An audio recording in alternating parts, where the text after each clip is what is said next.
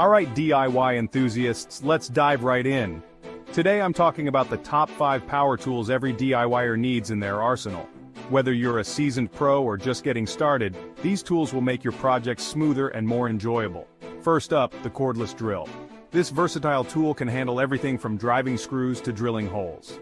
Look for one with variable speed settings and a good battery life. Trust me, a reliable cordless drill can be a game changer. Next, the circular saw. Perfect for making straight cuts through wood, plastic, or even metal with the right blade. It's portable and powerful. Make sure to get one with adjustable cutting depth and bevel adjustments. Coming in at number 3, the jigsaw. Ideal for cutting curves and intricate shapes. A jigsaw with variable speed control and an orbital setting will give you the precision you need for those tricky cuts.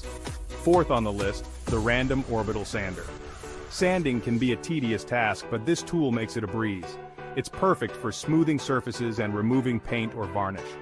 A good grip and dust collection feature are must-haves.